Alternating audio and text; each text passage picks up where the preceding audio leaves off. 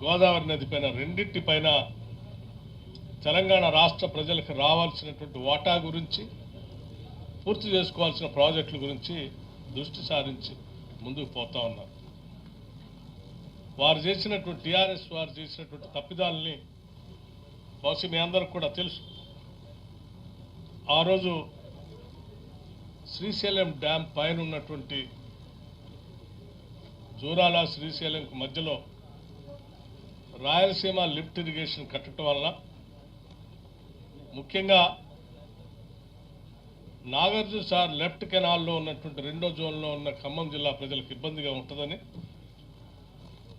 అట్లాగే మొదటి జోన్లో ఉన్నటువంటి నల్గొండ జిల్లా వాళ్ళకు కూడా కొంత ఇబ్బందిగా ఉంటుందని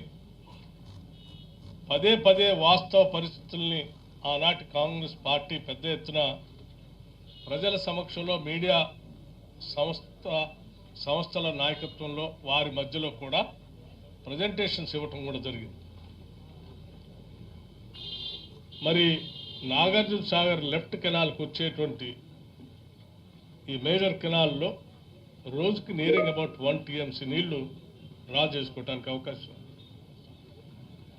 అటువంటిది శ్రీశైలం పైన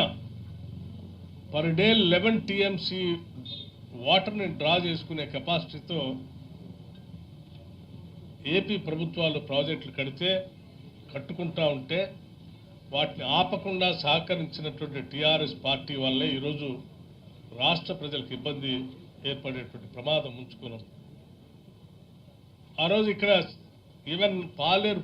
రిజర్వాయర్ దగ్గర కూడా వచ్చి జరగబోయేటువంటి నష్టాన్ని పవర్ పాయింట్ ప్రజెంటేషన్ ద్వారా కూడా ఇక్కడ వివరించడం జరిగింది. సరే, అదృష్టం కొద్దీ ప్రజల కష్టాలని బయటపడేయాలని, ఇందిరమ రాజ్యం తేవాలని, రాష్ట్ర ప్రజల ఆకాంక్షల మేరకు వచ్చినటువంటి తెలంగాణ రాష్ట్రంలో ఆకాంక్షలు నెరవేరాలంటే కాంగ్రెస్ పార్టీని అధికారంలోకి వస్తే న్యాయం జరుగుతుందని రాష్ట్ర ప్రజలందరూ ఆలోచన చేసి కాంగ్రెస్ పార్టీని గెలిపించిన తర్వాత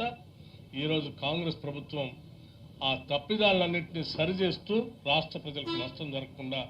చేసే ప్రక్రియను ముందుకు పోతూ ఉంటే, చేసిన తప్పిదాలు చేసినటువంటి ఆనాటి ఇరిగేషన్ మంత్రి హరీష్ రావు గారు కానీ, లేకపోతే అందులో ప్రధాన భూమికి పోషించినటువంటి కేటీఆర్ కానీ, లేకపోతే ఆనాడు ముఖ్యమంత్రిగా ఉన్నటువంటి కేసీఆర్ గారు కానీ అడ్డగోలుగా ఈ రాష్ట్ర ప్రభుత్వం పైన తప్పుడు ప్రచారం చేస్తూ బురదజల్లి కార్యక్రమానికి తెరలేపారు. దీన్ని ఈ రాష్ట్ర ప్రజలంతా గమనించాలని చెప్పి ఈ సందర్భంగా మనవి చేస్తూ ఉన్నాను. అలాగే వీటిని సరిచేసి త్వరితగతిన కృష్ణానది పైన మళ్ళీ ప్రాజెక్టులు కంప్లీట్ చేయాలని పాలమూరు రంగారెడ్డిని ప్రయారిటీగా తీసుకుని కలకుర్తి లిఫ్ట్ ఇరిగేషన్ తొందరగా పూర్తి చేయాలని,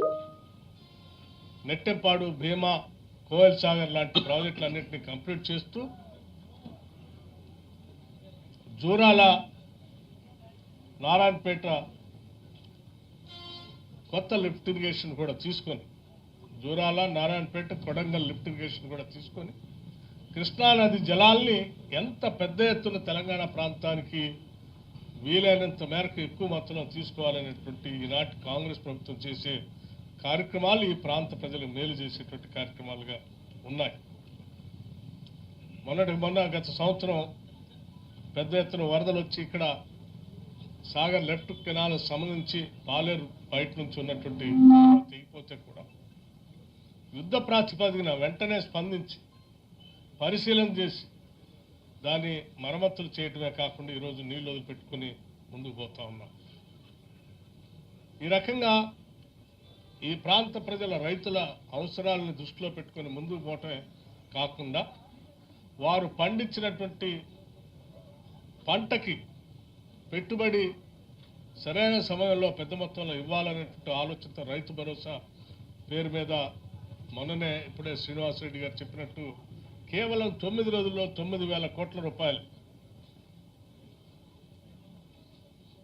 అట్లాగే 21,000 కోట్ల రూపాయల రుణమాఫీ కింద 29 లక్షల పంప్ సెట్లు, అగ్రికల్చర్ పంప్ సెట్ల కింద 17,500 కోట్ల రూపాయలు, అట్లాగే రైతులు పండించినటువంటి వరి ధాన్యానికి సంబంధించిన సన్నొడ్లకి 500 రూపాయల బోనస్, అట్లాగే రైతాంగ సోదరులందరికీ కూడా వారికి ఇన్సూరెన్స్, ఇటువంటి అనేక వ్యవసాయ అనుబంధ కార్యక్రమాలకి పెద్ద ఎత్తున ప్రోత్సాహం అందించాలనేటువంటి ఆలోచనతో ప్రత్యేక దృష్టి సారించి ఈరోజు కాంగ్రెస్ పార్టీ ముందుకు పోతా ఉంది, కాంగ్రెస్ ప్రభుత్వం ముందుకు పోతా ఉంది. ఈ కార్యకలాపాలన్నీ కూడా ఈ రాష్ట్రంలో ఆహార ధాన్యాలను పెద్ద ఎత్తున ఉత్పత్తి చేయడానికి, తద్వారా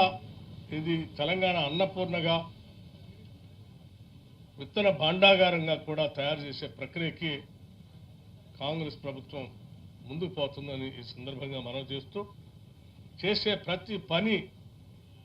ఇక్కడ ఉత్పత్తి రంగాలు ప్రధానంగా ఉన్నటువంటి ఎక్కువ 65% జనాభా ఆధారపడి ఉన్నటువంటి వ్యవసాయ రంగాన్ని బాగా అభివృద్ధి చేయాలనేటువంటి లక్ష్యంతోనే కాంగ్రెస్ ప్రభుత్వం ముందుకు పోతుందని మరొకసారి మీ అందరికీ తెలియజేస్తూ, వాళ్ళ నీళ్లను వదిలేటువంటి ఈ కార్యక్రమం,